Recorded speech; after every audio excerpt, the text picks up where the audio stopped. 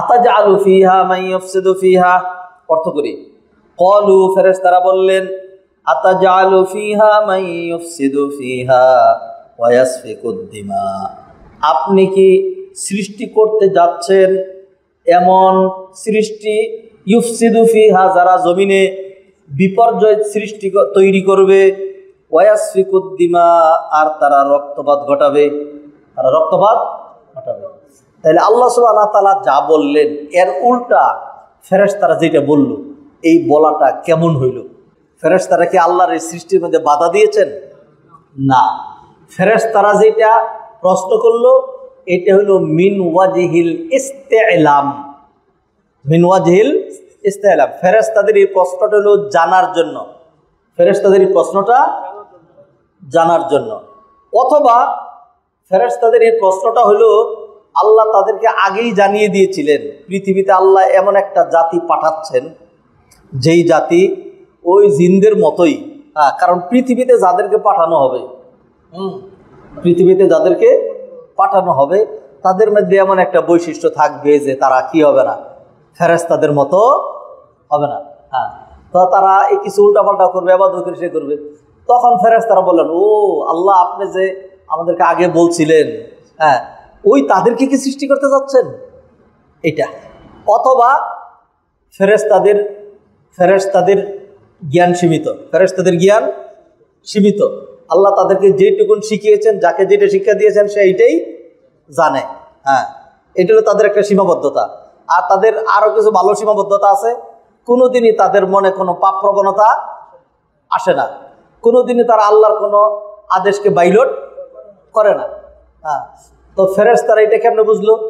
ফেরেশতারা এর আগে দেখছে যে এক সময় এই জমিনে একটা জাতি ছিল যারা জমিনে অনেক অন্যায় অপরাধ করছে, গুনাহ করছে, পাপাচারে লিপ্ত হয়েছে। তখন আল্লাহ আমাদেরকে পাঠিয়েছিলেন ওদেরকে পিটাই কি করার জন্য, শায়েস্তা করার জন্য। এখন যে আল্লাহ আরেকটা সৃষ্টি করছেন, এরা কি ওদের মতো হবে নাকি আমাদের মতো হবে? এরা কি ওদের মতো হবে নাকি আমাদের মতো হবে? সেই জন্য ফেরেশতারা জানতে চাইলেন, ফেরেশতারা কি জানতে চাইলেন, আতাজআলু ফিহা মান ইউফসিদু ফিহা ওয়া ইয়াসফিকুদ দিমা। এই সুয়ালটা, এই প্রশ্নটা লাইসা লিল ইতিরাব, এগুলো মাদ্রাসায় পড়াই আর কি আমরা। এইটা আল্লাহর বিরুদ্ধাচরণের জন্য অথবা আল্লাহর আদেশের উল্টা আরেকটা যুক্তি খাড়া করার জন্য নয়, নিছক জানার জন্য যে আল্লাহ যাদেরকে সৃষ্টি করবেন তাদের বৈশিষ্ট্য কীরকম হবে, ওই জিন জাতির মতো নাকি আমাদের মতো। আচ্ছা, এইবার আবার পাশাপাশি এক কথা ঢুকিয়ে দিলেন, যদি এরকম হয় যে আপনি ইবাদতের জন্য সৃষ্টি করবেন, কিসের জন্য? ইবাদতের জন্য, তাইলে তো আমরা ইবাদত করে জান দিয়েই দিচ্ছি। আমরা কি ইবাদত কম করি নাকি? আমরা তো ইবাদত ওয়া নাহনু নুসাব্বিহু বিহামদিকা ওয়া নুকদ্দিসু লাক, আমরা তো সারাক্ষণ আপনার ইবাদত করেই যাচ্ছি। আল্লাহ সুবহানাহু ওয়া তাআলা ক্বালা ইন্নী আ'লামু মা লা তা'লামুন, নিশ্চয়ই আমি যা জানি তোমরা তা জানো না, আমি যা জানি তোমরা তা জানো না। তাহলে ফেরেশতারা যে প্রশ্ন করলেন, এটা আল্লাহ সুবহানাহু ওয়া তাআলার সৃষ্টির মধ্যে বাধা দেওয়ার জন্য, অথবা আদমকে যেন আল্লাহ সৃষ্টি না করে সেই জন্য, অথবা আল্লাহকে নতুন একটা পরামর্শ দেওয়ার জন্য, এই ধরনের কোনো অর্থই প্রযোজ্য না।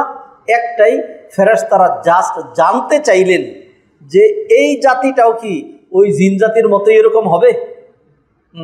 তা আল্লাহ সুবহানাহু ওয়া তাআলা জানায় দিলেন, ইন্নী আ'লামু মা লা তা'লামুন, আমি জানি এরা যে কেমন হবে এটা তোমরা এখনো জানো না। তোমরা তো ধারণা করছো যে জিন জাতিরা ছিল সেই জায়গায় এরা আসবে, এরা হয়তো এরকম করতে পারে না। এদের মধ্যে থাকবে নবীন, সিদ্দিকিন, শুহাদা, সালেহিন, কোরআনের মুহিব্বিন, তারও মসজিদে তাফসির করবে, মানুষের উপকারে দাঁড়াবে, নিজের পকেটের টাকা, কষ্টার্জিত টাকা মানুষের কল্যাণে বিলিয়ে দিবে। এই সমস্ত ভালো কাজ যারা করে এইগুলি অনেক ভালো না, অনেক ভালো। আল্লাহ সুবহানাহু ওয়া তাআলা এই সেই দিকে ইঙ্গিত করে বললেন, ইন্নী আ'লামু মা লা তা'লামুন। আচ্ছা, আজকে যেহেতু বেশি তাফসিরে যাব না, আগামী আল্লাহ বাসায় রাখলে পুরো 1 পৃষ্ঠা তাফসির করব। আজকে এই আয়াত পর্যন্ত অল্প একটু থাকি। আদম আলাইহিস সালামকে আল্লাহ সুবহানাহু ওয়া তাআলা যখন সৃষ্টি করলেন, আদম আলাইহিস সালামের সৃষ্টি নিয়ে একটু কথা এখানে বলা লাগবে। সূরা বাকারার 30 নম্বর আয়াতের তাফসির আমরা করছি। কত নম্বর আয়াতের? 30 নম্বর আয়াতে। 30 নম্বর আয়াতের অর্থ আপনাদের মোটামুটি মুখস্থ হয়ে যাওয়ার কথা। আল্লাহ সুবহানাহু ওয়া তাআলা ফেরেশতাদেরকে জানালেন পৃথিবীতে আমি খলিফা নিয়োগ করতে যাচ্ছি, খলিফা প্রতিনিধি নিয়োগ করতে যাচ্ছি। প্রতিনিধি এমন ভাবে সৃষ্টি করব, ফেরেশতাদের মতো রাজে। ফেরেশতাদের তো কি হয় না, প্রতিনিধিত্ব হয় না, বাচ্চা কাচ্চা হয় না, তারা পুরুষও না নারীও না। এরা এরকম যে মাত্র একজন পাঠাবো, একজন থেকে দুইজন, দুইজন থেকে চারজন, চারজন থেকে আটজন, আটজন থেকে এটা এইভাবে মানুষ বাড়তে থাকবে, এইভাবে বাড়বে। ফলে কি হবে, দুইজনের প্রতিনিধি হবে চারজন, চারজনের প্রতিনিধি হবে আটজন, আটজনের প্রতিনিধি হবে 16 জন, 16 জনের প্রতিনিধি হবে 32 জন, 32 জন প্রতিনিধি হবে 64 জন। এইভাবে ইয়াখলুফু কওমুন কওমান, ইয়াখলুফু বাদুহুম বাদা প্রতিনিধি হবে, অথবা জিন জাতির প্রতিনিধি হবে। তখন ফেরেশতারা বলল যে ক্বালু আতাজালু ফিহা মান ইউফসিদু ফিহা, যাদেরকে পাঠাচ্ছেন তাদের বৈশিষ্ট্যটা কিরকম? ওই জিন জাতিদের বৈশিষ্ট্য নাকি ইবাদত করার জন্য পাঠাচ্ছেন? ইবাদত করার জন্য যদি পাঠান, আমরা তো ইবাদত করছি। আল্লাহ সুবহানাহু ওয়া তাআলা বললেন ইন্নী আলাম, আমি যা জানি তোমরা তা জানো না। কি একটা কই, সেটা হইল তোমরা যা যা ইবাদত করো, এরপরেও এমন ইবাদত আছে যেটা তোমরা করো না, তোমাদের করাও লাগে না, অথচ আমার সেই ইবাদতটা দরকার। সুবহানাল্লাহ বলেন। ফেরেশতারা ওই ইবাদতটা করে না যেটা আমরা করি। অনেকে হয়তো চোখ ছানা হয়ে যাচ্ছে যে শাইখের কি মানে কি জানি ভ্রম কয়, মতিভ্রম না, এরকম হচ্ছে নাকি? না, ফেরেশতারা এমন কিছু ইবাদত করে না, মানে করা লাগে না, যেটা আমরা করি এবং এইটা আল্লাহ চান, আল্লাহর অনেক পছন্দ।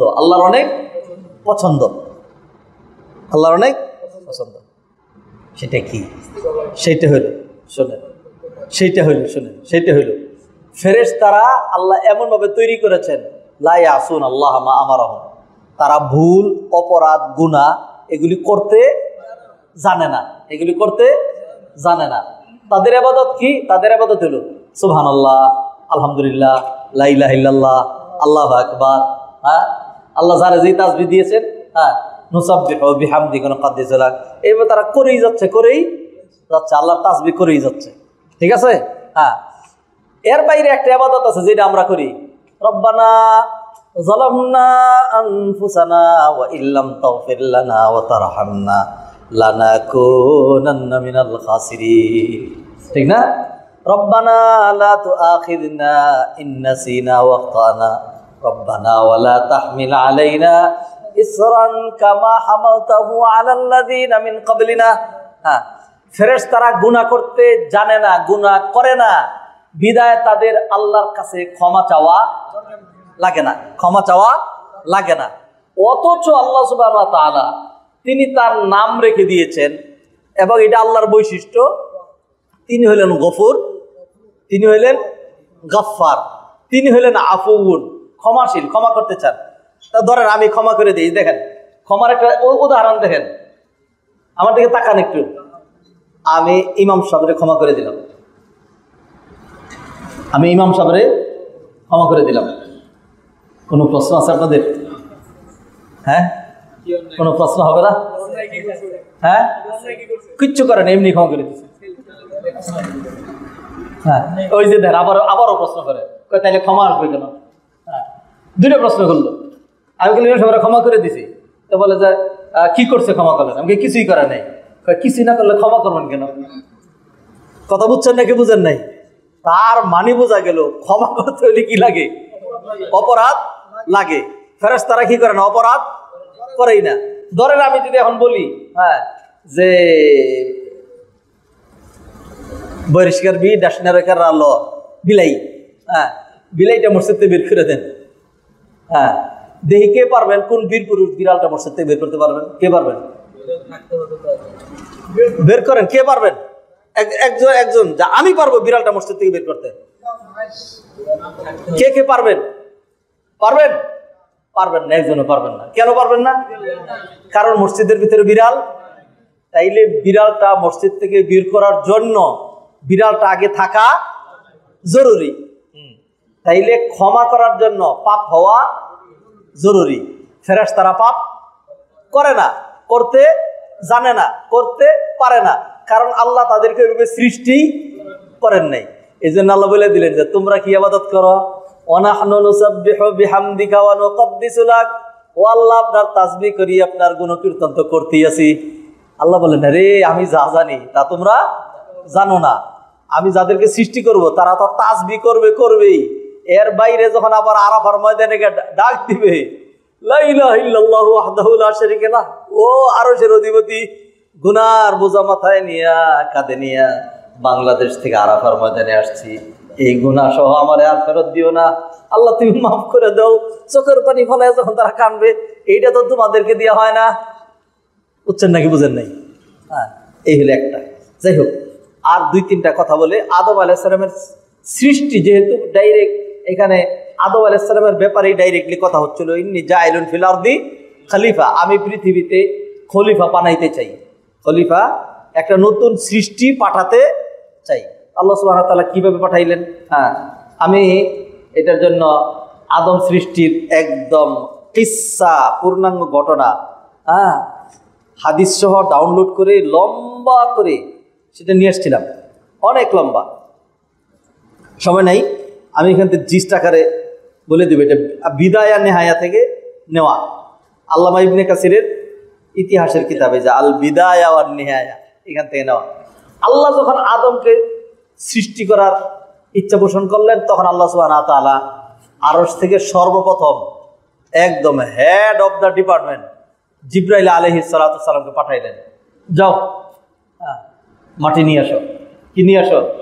মাটি নিয়ে আসো, মাটি দিয়ে বানানো হবে। হ্যাঁ, মাটি নিয়ে আসবা, লাল মাটি আনবা, কালা মাটি আনবা, সাদা মাটি আনবা, বেলে মাটি আনবা, আঠাল মাটি আনবা, চিটকা মাটি আনবা, আরো কি কিরকম মাটি আছে না, আমি এইসব কিছু জানিও না।